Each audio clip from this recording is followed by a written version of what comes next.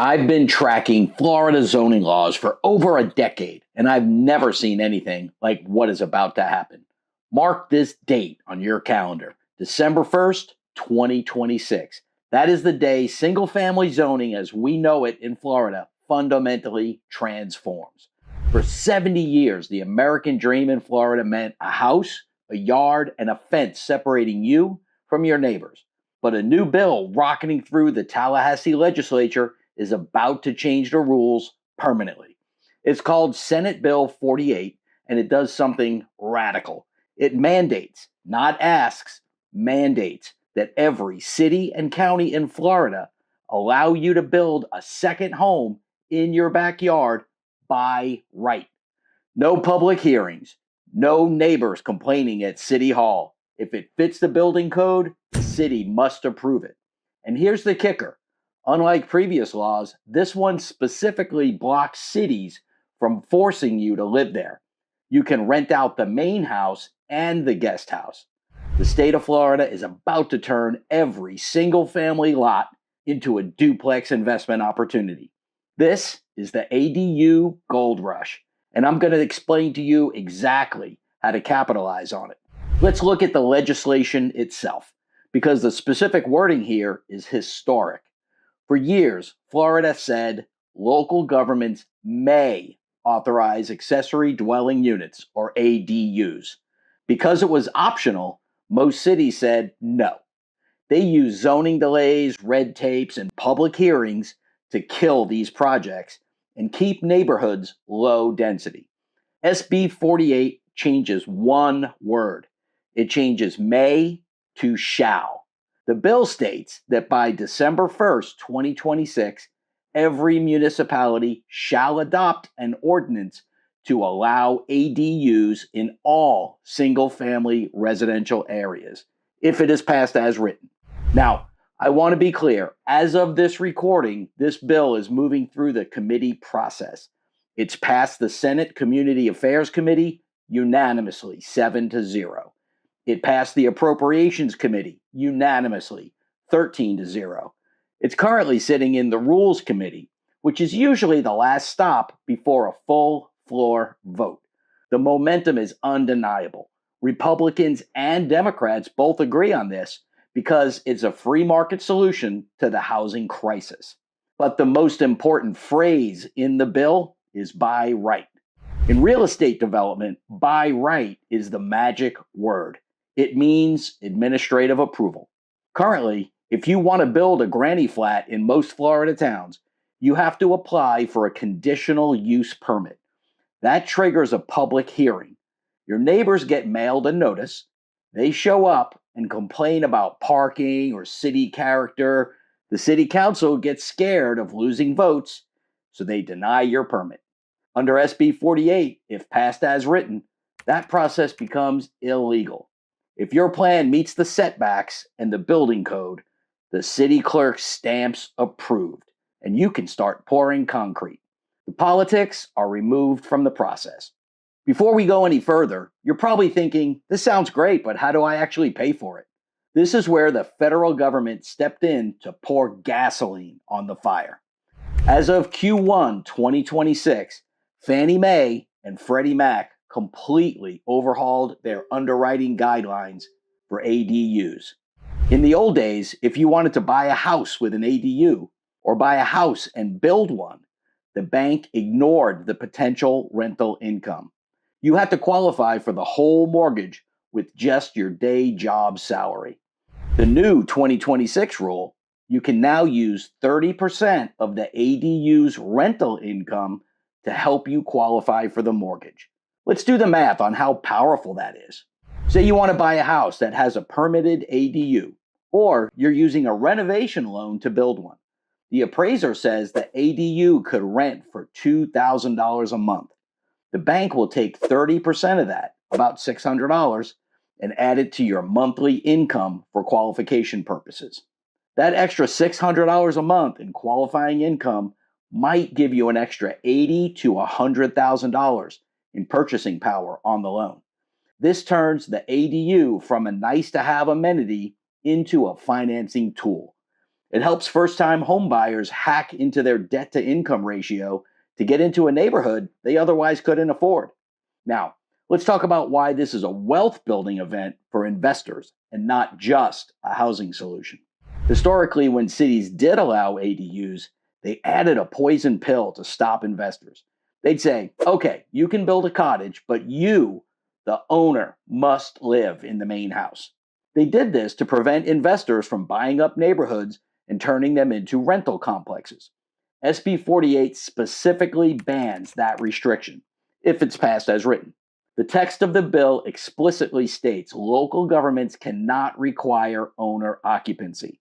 You realize what that means? You can buy a single family home in a high demand area, maybe Tampa, West Palm Beach, Jacksonville. You rent the main house to a family for $3,200 a month. You build a 700 square foot, 2-bedroom ADU in the back and rent that to a young couple or a traveling nurse for $1,900 a month. You've just turned a standard single family lot into a cash flowing duplex that generates $5,100 a month. And you did it without buying commercial land, without commercial loan rates, and without a commercial down payment. The bill also protects your taxes. It states that you cannot be denied your homestead exemption on the main house just because you have a rental unit in the back. Now, to be clear, the ADU itself will likely be assessed separately at the non-homestead rate, but your primary residence stays protected under the Save Our Homes cap. So, if your ADU adds $150,000 in assessed value, you'll pay the higher tax rate on that portion. Figure an extra $2,000 to $3,000 a year in property taxes. But your main home stays capped under Save Our Homes. That's a massive tax shelter for a property generating rental income. Unless one of the property tax bill reforms pass, then the math changes. But as of right now, that's how it works. Now, before you think all this sunshine and easy money, let me give you a reality check that most people won't tell you. First, construction costs. Building an ADU is going to run you anywhere from $150,000 to $250,000, depending on size and finishes. Yes, you can go cheaper with prefab options. Companies like Mesocore in West Palm Beach are developing factory-built modular ADUs that can be installed in 10 days. But even those are start around $120,000 before site prep, utilities, and permits.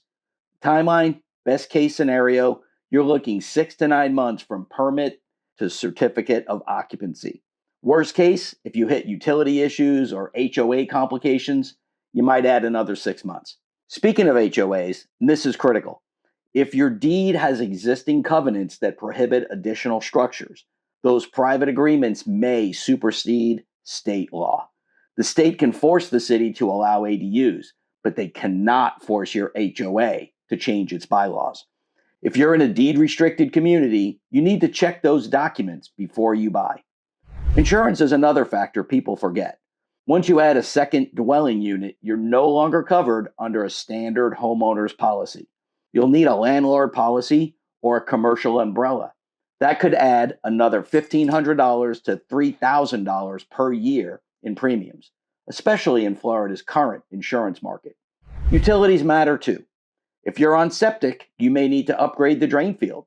That could run you $8,000 to $15,000 depending on soil conditions and the county's requirements.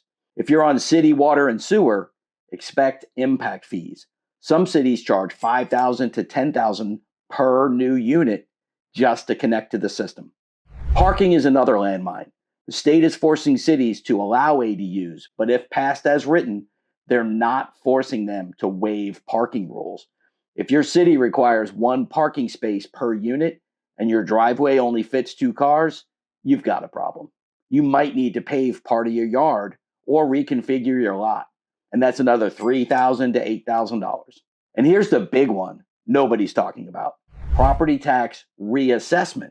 Yes, your main home stays under the Save Our Homes, but when you pull that ADU permit, the county appraiser gets notified. Your entire property gets reassessed.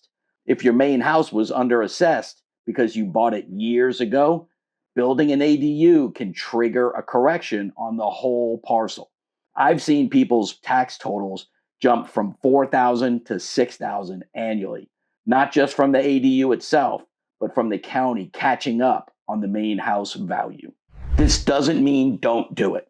It means underwrite conservatively. Don't assume Airbnb rates, don't ignore carrying costs during construction, and don't skip the title review. Before you go out and buy a property to turn it into a double Airbnb money printer, you need to hear this warning. This is the political compromise allowing the bill to pass. The Florida legislature wants housing, not hotels. SB 48 gives local governments one very specific power. They can ban rentals of less than 30 days. This is huge. The state is effectively bifurcating the market. They're saying to the cities, we will force you to let them build the structure, but we'll let you stop them from running a hotel. If you're in a tourist town like Sarasota, Miami Beach, or Kissimmee, expect the city to comply with the mandate by allowing the ADU construction, but immediately slapping a ban on the short-term rentals. Here's your strategy. Don't underwrite your deal based on nightly Airbnb rates. Underwrite it based on long-term 12-month leases or midterm rentals from 30 days to 6 months. The midterm rental is the sweet spot here. Traveling nurses, people relocating to Florida, and families displaced by insurance claims all need furnished housing for 3 to 6 months. This bill allows that use case perfectly, while keeping the city off your back about party houses. One more thing, don't assume every lot can support this. If your city requires 1 parking space per unit and your driveway only fits 2 cars, you've got a problem. The state is forcing cities to allow ADUs, but they're not forcing them to waive impact fees or parking rules. Every municipality is going to have different setback requirements, different utility tap fees, different lot size minimums. This is why you can't just buy any single family home and slap an ADU on it. You need to know the local rules before you close. Hey, this isn't theoretical. Cities are already racing to get ahead of this mandate. Gainesville is so confident this is coming, they're offering free pre-approved ADU plans. St. Petersburg has already issued more ADU permits per capita than any city in the Southeast. The infrastructure is being built right now. Currently, Florida accounts for 18% of all ADU permits in the United States, second only to California. The wave is already building. When this law goes into effect statewide in late 2026, we're going to see an explosion of construction permits in suburban neighborhoods. We're also seeing companies like Mesocore in West Palm Beach developing factory-built modular ADUs that can be installed in 10 days and are rated for Category 5 hurricanes. The market is gearing up for this. Bottom line, the era of low-density, single-family only Florida suburb is ending. The state has decided that supply is more important than neighborhood character. Look, in 10 years, people are going to be talking about the Florida ADU boom the way they talk about California's Prop 13 in the 70s. The people who understood it early built generational wealth. The people who didn't are still complaining about it on Reddit. The gate opens December 1st, 2026. Which side of that gate do you want to be on? If you're ready to find the perfect property to build your ADU and secure your financial future, let me help. I know which cities are fast-tracking permits, which lots have the right zoning, and which neighborhoods are about to explode in value. The rules are changing. Let's make sure you're playing the new game. Hey, this is Tom McNamara, your Florida real estate insider. See you in the next one.